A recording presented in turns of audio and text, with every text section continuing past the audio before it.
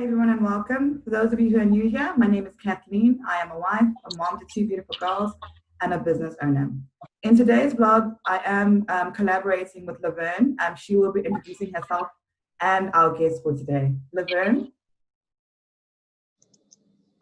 Hi, everyone. As Kay has mentioned, my name is Laverne, known as Levi.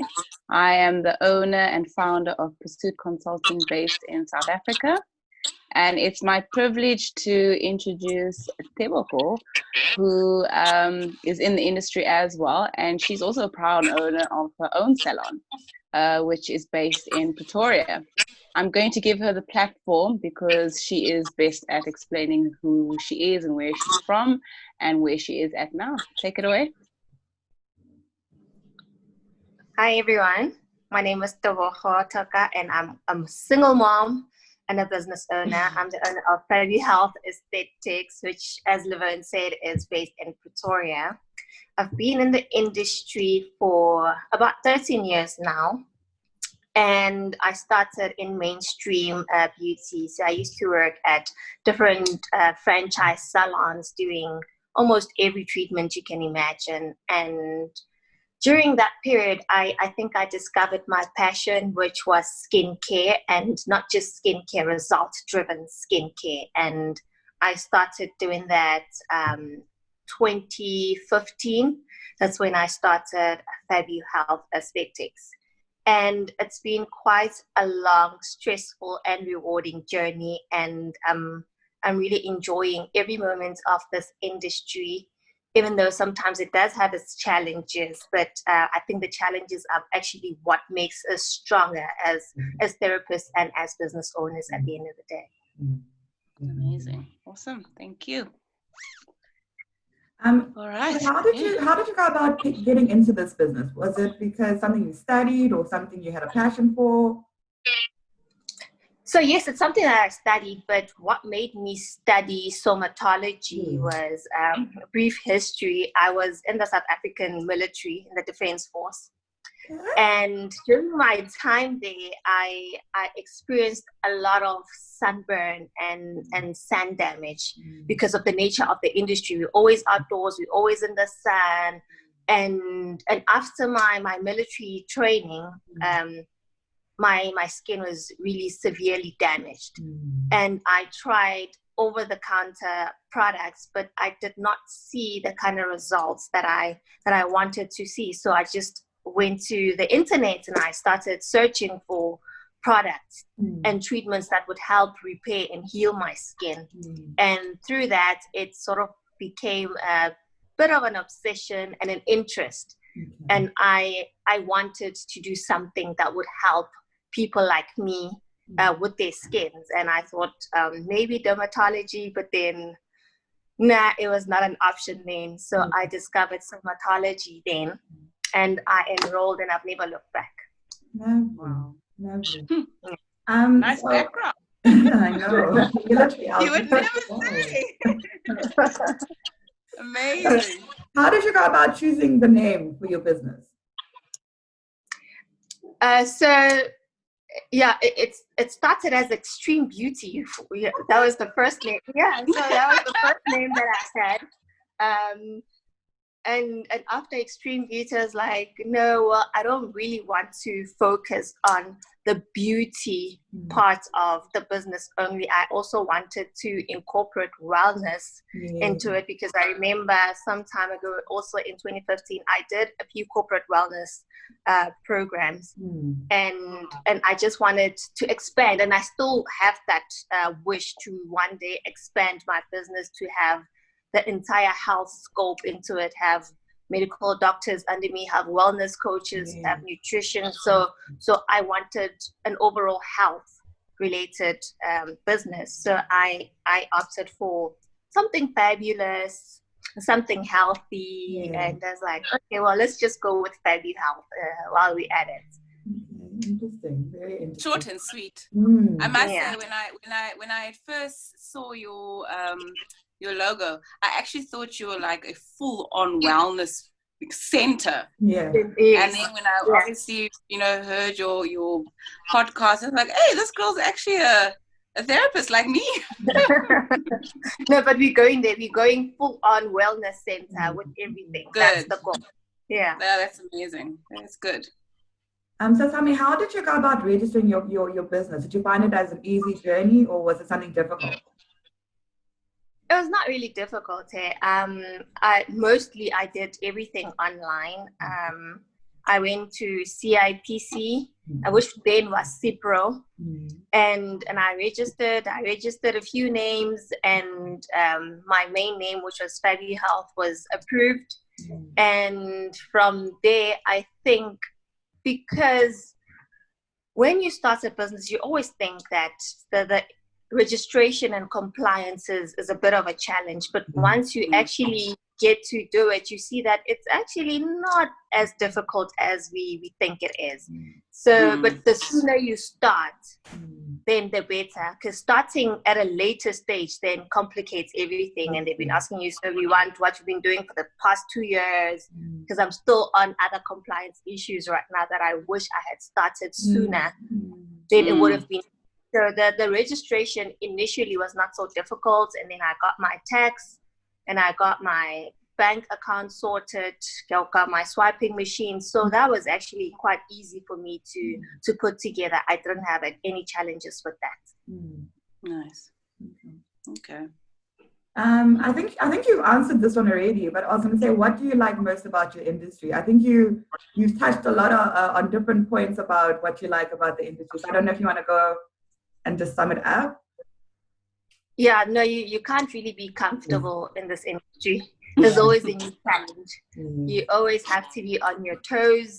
Things are changing, and they are changing very, very fast. I mean, let's talk about this COVID-19 situation where no one really knows what's going to happen, but there is going to be a change.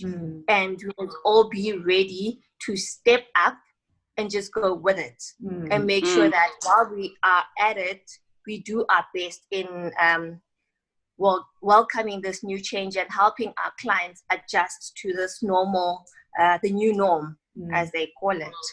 So I love that there's always something to look forward to. There's always a change, and you can never do one thing repeatedly. So there's never a boring moment that you'll say, I'm bored, I feel like I'm stuck. That's just a choice, because there's just so much to do in this industry. It's growing, it's full of new possibilities and new growth opportunities.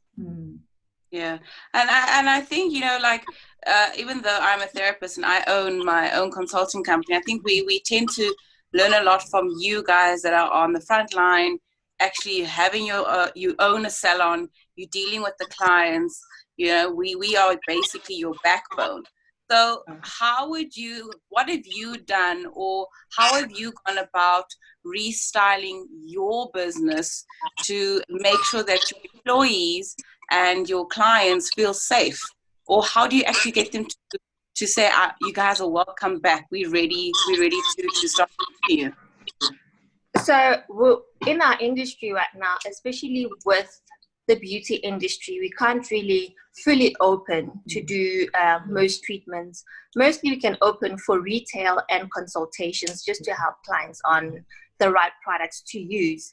So what I've been seeing a lot is the whole virtual trends that are happening, and everyone's like, hi, do you guys do virtual consultations? Can I please speak to a therapist about my skin? And honestly, I've been having challenges with that because I thrive on human connection. I'm a therapist. I want to see you. I want to engage with you, because I mean, for me, real human connection builds a long-term relationship. So that's something that I've been doing for the past 13 years, seeing people, getting to know them, and getting to see their personalities and how I can actually help this person. And now I must send them an email to say, consent to this before I even know you, and then now let's just talk via Zoom or via or whatever. More admin.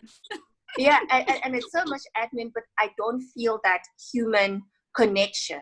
I don't actually get to see the person that I'm speaking with, and that's been a bit of a challenge. but I'm seeing so many practices, even doctors, catching up and doing with, and I was speaking to my rep, and I said, I feel stuck, and I feel that my inability to adjust and change will delay me, because actually clients are asking for it.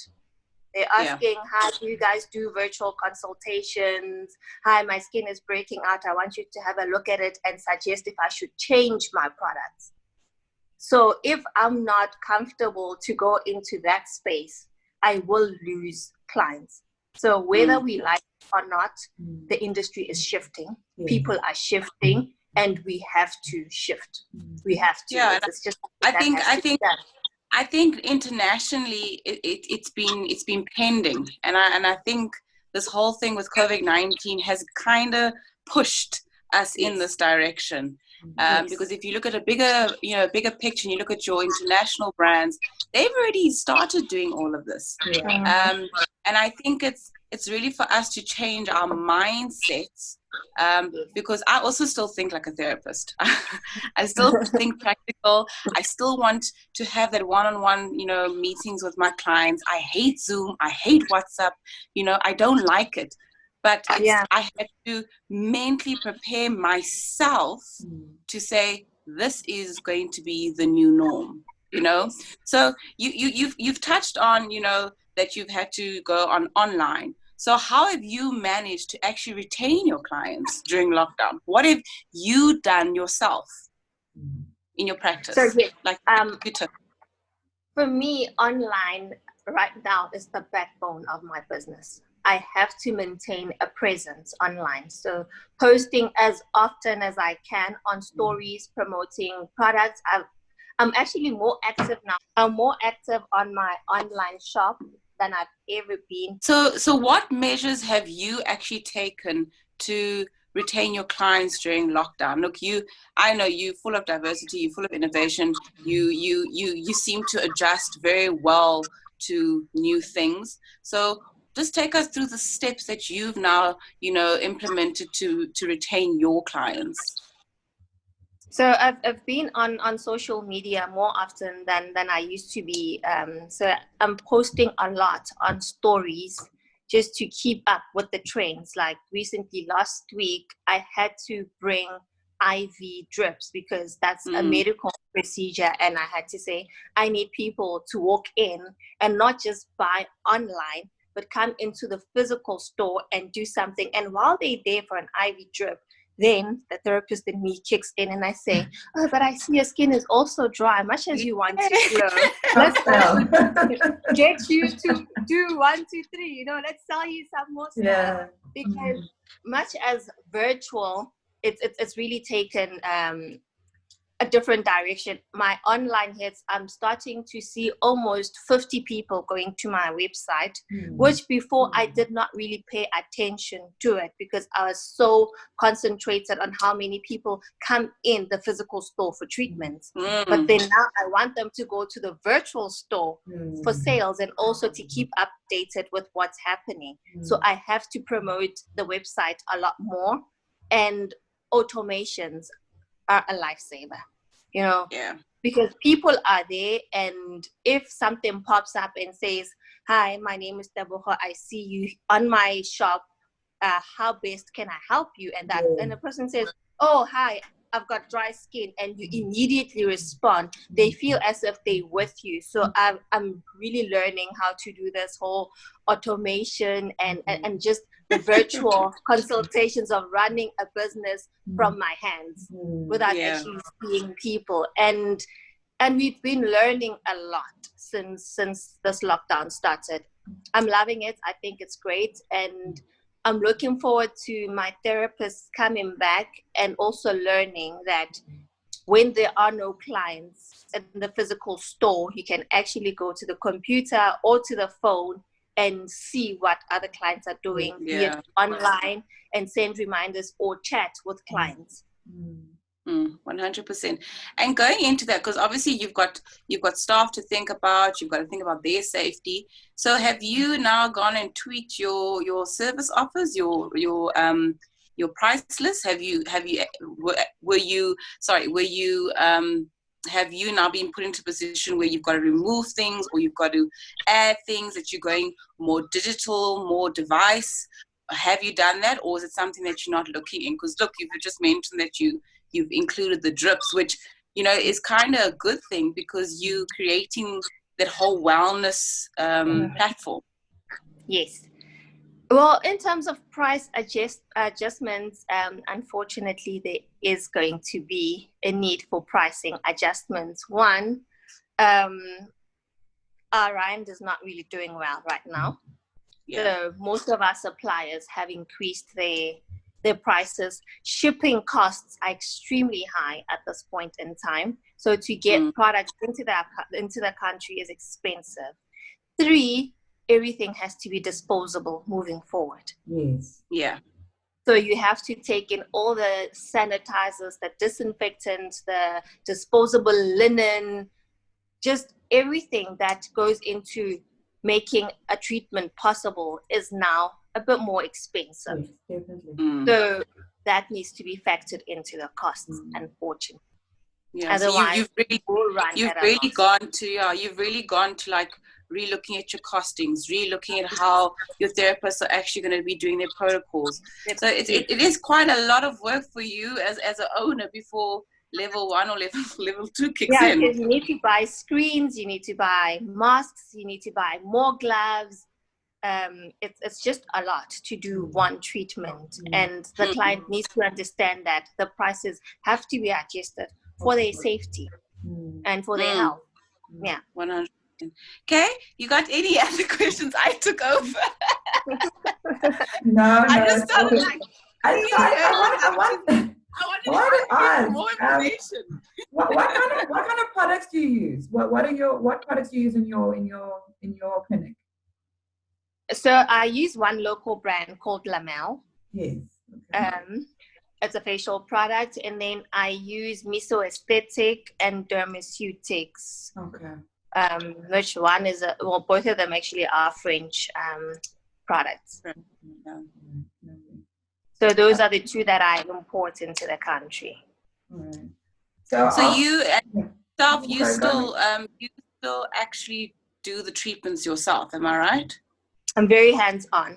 I prefer doing most consultations myself, getting to meet the client, understand their budgets, understand their needs, understand their personality, so that I can assign them better to a therapist that would help them.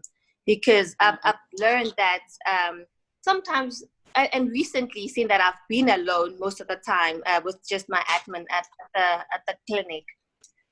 I haven't met some clients because sometimes it just gets too busy for you to meet everyone and consult with everyone, much as it's something that I prefer.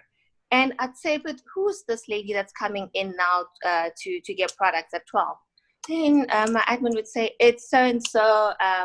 Well, she's a bit cold. She doesn't really talk much and all that. And then she walks in, we have a chat, and 30 minutes later, we're still there having tea, talking and laughing. And then they say that we've never seen her like that before. And sometimes it's how you relate to people. And I always say that often we lose clients not because of a service, but because we could not relate with that person. So once I know this is the type of client, is it a client that I should keep? Is it a client that I can give to a quieter therapist? Or is it a client that I will give to someone who's very powerful and outspoken? So I just also need to match my clients' personalities with my therapist's personalities, because I've seen that it really, really works. But clients also have a tendency of wanting to cling to the owner, which is another challenge. You know, they think that, no, so are you going to do my treatment next time? And you say, no, but I know someone who's very good. She'll take over. I'll tell her everything that she needs to do, and she'll give me feedback. You'll also give me feedback. So both of you will keep communicating with me. But it's our faces after all, and you just want one person to touch you every time, and obviously you want to be treated by the best. It's true. What does a successful business look like for you? A success of a business is, yes, you cannot be anxious, especially when but it's knowing that you are not anxious about running at a loss.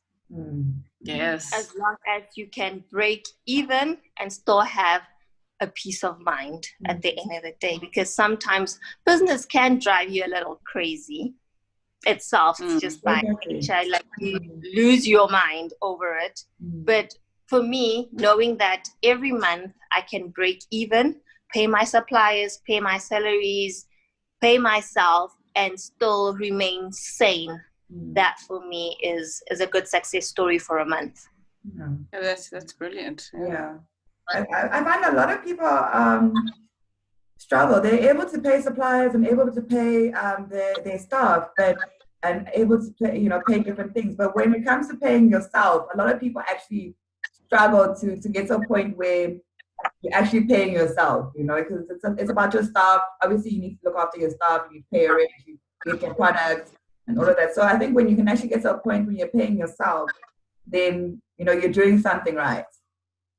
I spoke to one business developer, I think late last year, and we were talking about the pay slips and pay salaries, and he asked me, so how much do you earn? How much do you pay yourself? And I said, well, it depends on the month. And he says, well, do you understand that you are a CEO of your company?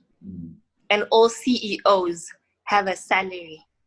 And that you should always pay yourself first. Yeah.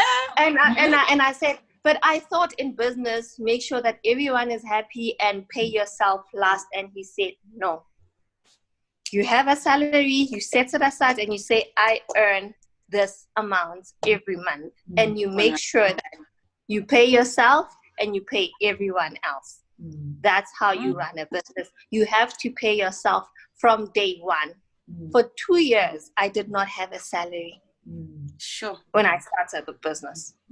And I wish I had paid myself sooner. But that's what I'm saying. I mean, I've spoken to a lot of different people who actually own clinics or spas, or even any other kind of business. And a lot of people do not pay themselves any kind of salary, because you're thinking about, I need to pay my staff, I need to pay my suppliers, I need to pay my rent, I need to put petrol in the car so I can go find more clients, a lot of different things. So you end up not looking after yourself, and you are the, like you said, the CEO of your company. Yeah. I must say, when I think when I opened my business, I think my biggest thing for me was to make sure that my HR department and my payroll were well organized. And that was the first thing, is that even if I gradually, gave myself an increase, yes, okay, I paid myself half my salary that I would get paid from somebody, but I still, when I paid my suppliers, or when I paid my PA, when I was creating her payslip, I still created my payslip. Your payslip, yeah. The mindset, and I'm thinking, oh, do I really have to pay myself? I'm going to pay a supplier tomorrow. But I just thought to myself, as stupid as it sounds, or silly as it sounds, you have to do it, because you got to get into that motion. Yeah, and no one actually works for free.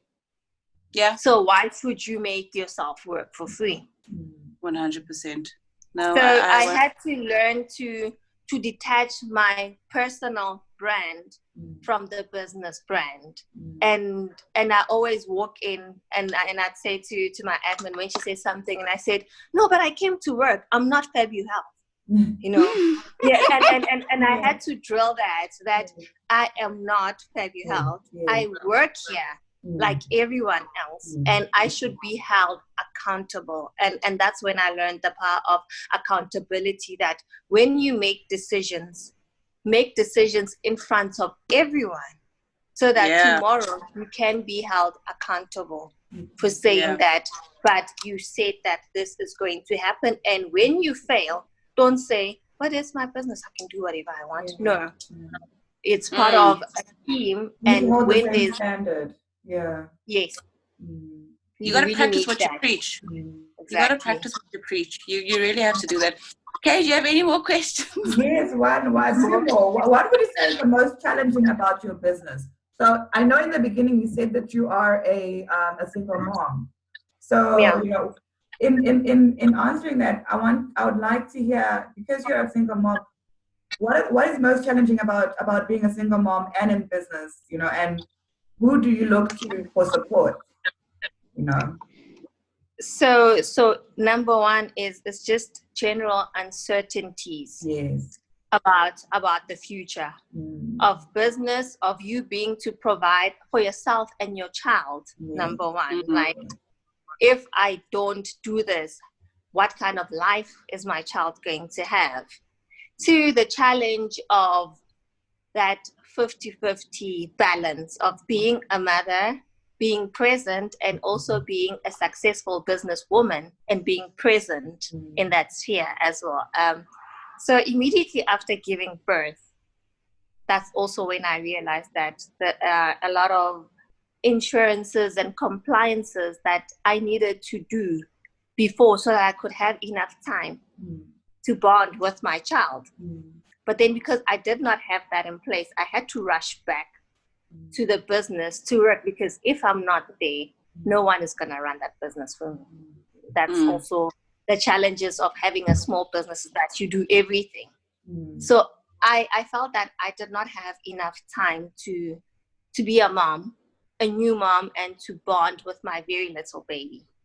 And the guilt always remains with you that I should be home right now, but look, I'm here, and is it really worth it? At the end of the day, that's like one big challenge that you need to get through it, because you're saying, I'm doing this so that both of us can have a better future.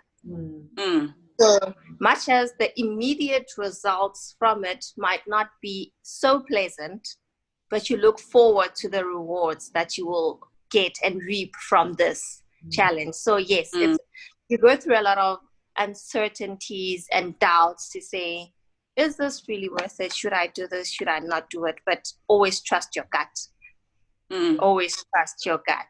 And also the financial management. I mean, before this lockdown, we all thought, well, 21 days, I think we'll survive 21 days, guys. Let's just go home. Maybe we also needed this 21 days to just relax and wait.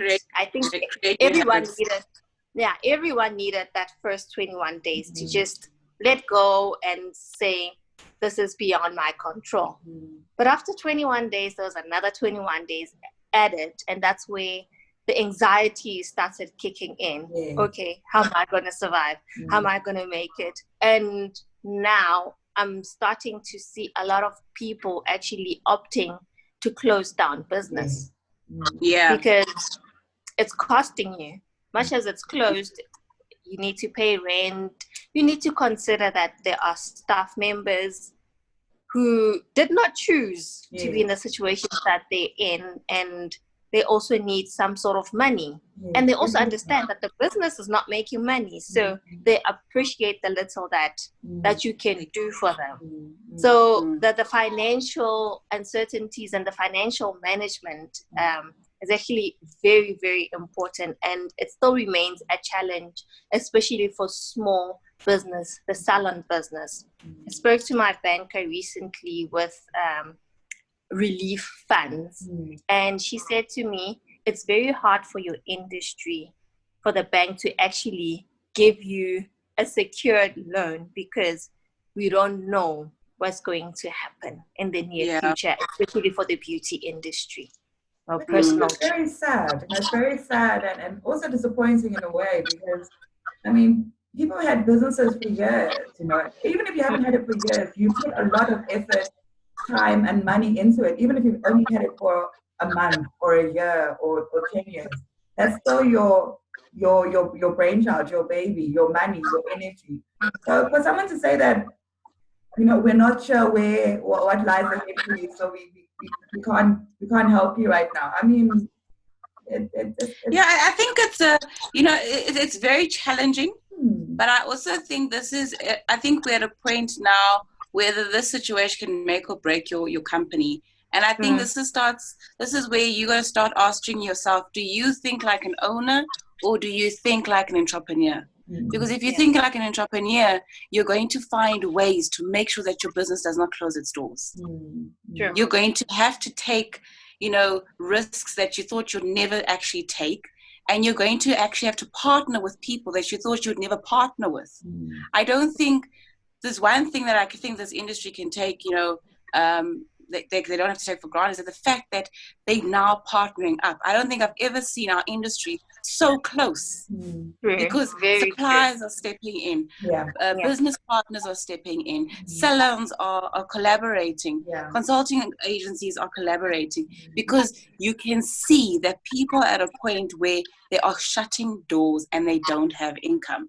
So I think this is going to my next question for you, Tebogo, is that where do you see the sector going? Because where it's not going to end, as you say. We went from 21 days to another 21 days.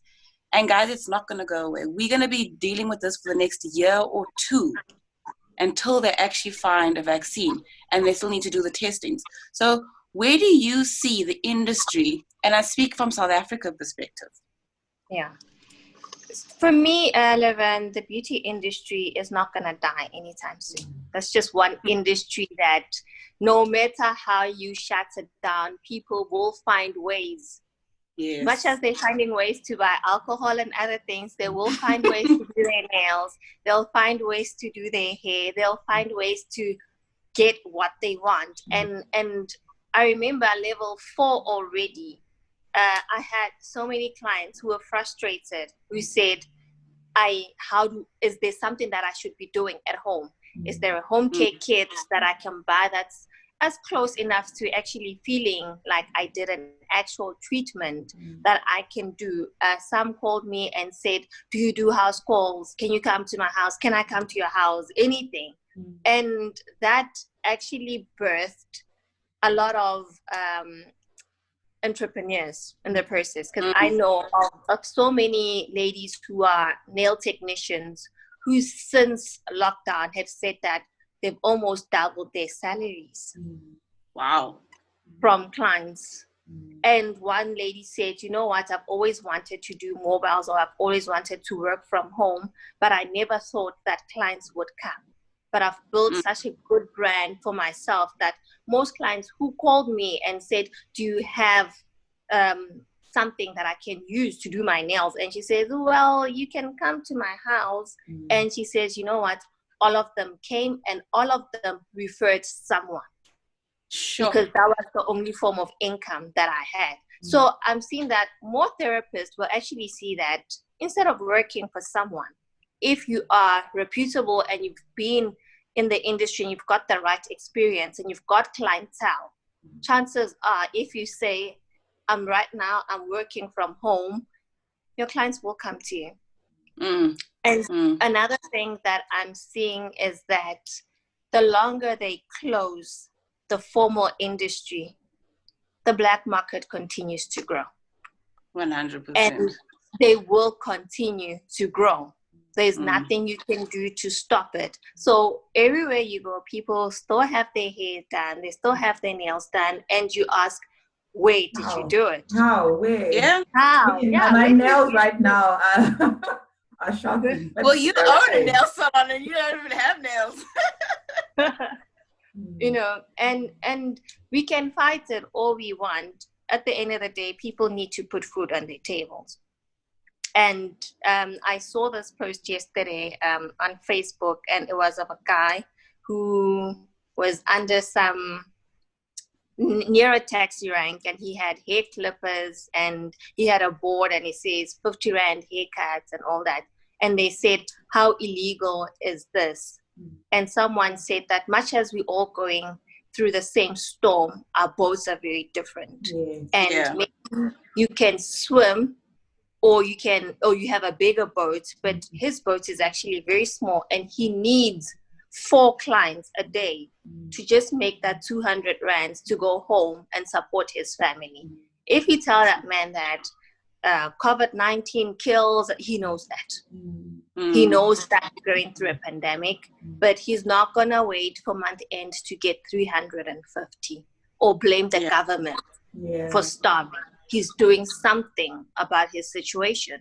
And I'm starting to see more people actually acting out of desperation and doing whatever it takes just to get the industry back in. And the industry will continue because of that. And I think definitely on that, it will definitely give back. And I think we also need to, you know, for you guys that are salon owners, I think even though there are no proper regulations when it comes to health and safety for us that we can all refer to, I think we all know how to hand sanitize. I think we all know how to, you know, follow a good protocol when it comes to, you know, disinfecting and sterilizing things. And I think we just need to start setting the motion. And the more people start seeing that the industry is actually compliant, you know, then maybe they will just say, you guys need to open, you know, as soon as you guys want to. One thing that I've also noticed is that the unions are trying to also take advantage of the situations, because I mean they have to set out the regulations as to what is needed to open. And first of all is that you need to be registered and affiliated with a certain union, and then apply similar as before you get your UIF, you must register with this and that and that and that and that, and then only then will they assist you. Similar with the unions is that in order for us to say now you are compliant and you should, or you can open, you need to have registered with a certain body, you need to have paid up to this amount, and you need to have 1, 2, 3, 4, 5. And for much smaller businesses, it's going to be very hard for them to adhere to those rules. Yeah, I think for myself, it is a touch and go, you know, and I don't think that this is a way to get people to, you know, let their memberships be paid up before you can help them. You know, I don't think you should be in that position. Rather, give them the solutions now and deal with whatever needs to be dealt at a later stage. Because all well and good, you can get everybody to pay up their membership fees or whatever needs to be paid up now. But if you don't sort out what needs to be sorted out, they are not going to be able to even open their doors, you know? So I think it's you scratch my back, I scratch your back. And I think right now, no one should really be asking for the fact that we need your money first to go ahead and actually get this moved to a level that, you know, we want it to be moved to. It's the fact of, this is the situation, this is what we need to do, let's do it, and let's reassure that the industry can actually count on us when we go through things like this. Because right now, everybody is on risk mode. Everybody is trying to come up with these solutions because no one was prepared for it. Yeah. But I think that we all need to remember that we're on the same level of what do we do to go forward. And yes, they have a bigger voice than us. So use your frontline people to compile whatever they need to compile, submit it, and get moved to the next level. And I think they're slowly doing that. But I hear what you're saying, that, you know, there's, you scratch my back, I scratch yours. And I think this is where the industry will always come back. There will always be that rivalry, you know. There will always be that uncertainty. But I hear what you're saying, and I think right now we've just got to stand together, and we've really got to say, open the doors so that we can actually register, be part of the unions, support the unions, support the bodies, associations. And, you know, and now we know that the industry is moving because people have to be compliant. And also, my advice is that it's important to know that it's okay to be in the situations that we're in. And if you are struggling, it's not because you chose. This is beyond us. And we need to do what we have to in order to survive. Because there's one lady who said that she's been thinking of selling PPEs and sanitizers and all that to her clients. And she asked me, do you think that's a good idea? Because it's going to be seeming as if maybe I'm desperate, I'm just trying to do everything. And I said, but what if you are desperate? What's wrong with that? Because you need to keep your business alive. So if you think that I'm desperate and I need to do this, do it. Do it. You'd be surprised how many people or how many of your clients would actually buy from you or recommend your services to someone. So if you need to add on a vitamin supplements or masks or anything that would sell at this point in time, do it. Yeah, and it's for their best interest. It really is interest. I think you really, like, I must say, with a lot of the inquiries that we get, you know, a lot of people are going online.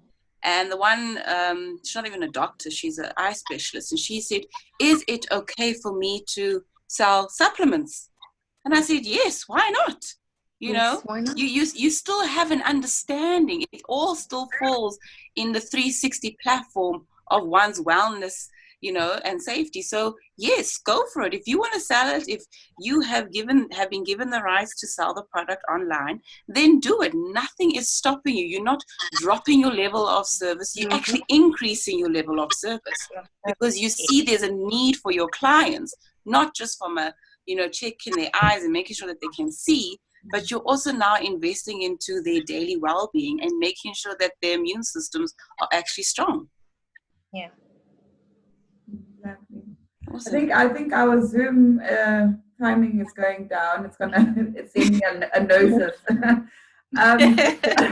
A last question from my side is, what does beauty mean to you? And can you give us 4 beauty products that you can't live without? For me, beauty is just being comfortable in your own skin. Yeah. Is everyone there? Yes. Yes. Beauty is being comfortable in your own skin every time. Like, not just your face, being confident in who you are as a person. That for me is true beauty. Beautiful. Nice. Yeah. And the products that I always make sure that I have, guys, number one is cellulite cream. Like, I thought you were going to say sunscreen. No. I cannot live without cellulite cream. It's sort of like an addiction for me to, like, I can stand anything, but I just don't want cellulite because I am prone to getting, like, my water retention is very bad. So if I don't exfoliate my thighs and I don't put it on 2 weeks, and then you start seeing the dimples, and dimpled thighs on skinny people is like the most unattractive thing. So number 1 is cellulite cream. Number 2, definitely vitamin C serum. Okay. I love my vitamin C serums. And my feet. So a foot cream, definitely a must have. And I was thinking about it yesterday and I said, you know what? Something for the lips, I'm not fussy. As long as my lips stay hydrated. And that's it. That's it. The cellulite makes me blown away. I didn't expect that one. I think I always buy them. I buy them in 3s or 4s. I can never just buy one cellulite cream. I'm like, what's this new one? I've never used this one before. So I've got a whole lot of tubes of cellulite lotions, creams, tonics, Q10s. That's just me. Let's go back. So have you actually found something that really does work for your cellulite from a topical perspective? It doesn't really work for cellulite, but I feel much smoother after using. And I've always been using this. It's that Dermalac lotion from Environ. Yeah, I never run out of that. So amazing. For me, it's the loofahs and then the Dermalac lotion. Brilliant. Interesting. Yeah. No, but thank you so much for taking the time to speak to us. I think we actually need to do another interview with you. Go. Yes, go I was going to more. say, we need to do a follow-up one. We definitely do. So we'll hear after the 17th. I think it's on Wednesday. Yes. There's an advocate who's trying to appeal for the industry to open, and he will give the government 10 days to respond after the 17th. So I'm crossing my fingers for some good news, and I'm hoping everyone will be able to go back to work and work on their business as well. Because I really want to start marketing and saying, book now, come back, let's work. So right now, all I can say is that this is the update. We can't wait to see you soon, and we hope everyone is okay. You can just keep in touch and say hello at this point in time. I think what we can also do, because one of our things that we obviously, we've got our reopening solutions, is that we can actually come in video and see how are you actually dealing with your clients when they come in, like a full on process, because we want to do a full recording. And I must say, when I went to your clinic, it is super clean. You would think you're walking into a top surgeon's practice, because everything is clean, everything is clear. There's no things are hiding. Everything is visible to the eye. There's one person in reception. Her seating is separate, so you can see without. I don't even know if you have changed anything yet, but just being there. Just being there. I can already see that you've already started taking certain things into play, social distancing and everything. So it is something that we can actually look into to say that, this is what salons are actually doing in South Africa. Yeah, I think it'll be nice to actually show people, because I think a lot of salons want to open and are ready to open, but also we might not understand the depth of what we actually need to do to open. And I think that's where the problem lies. We're all ready, we all want to open, but we also need someone to say A, B, C, D. Yes, we all know we need to have sanitizer, we need to have this.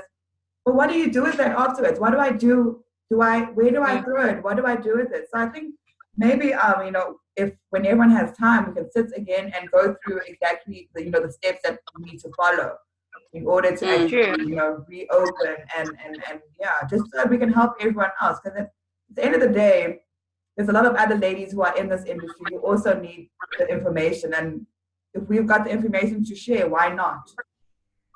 100%. I agree. Thank you. I think so it's much. on. Thank you, ladies. Thank you so much for your time on a Saturday. Thank you so much. All right, then. Thank you, ladies. Bye. Bye.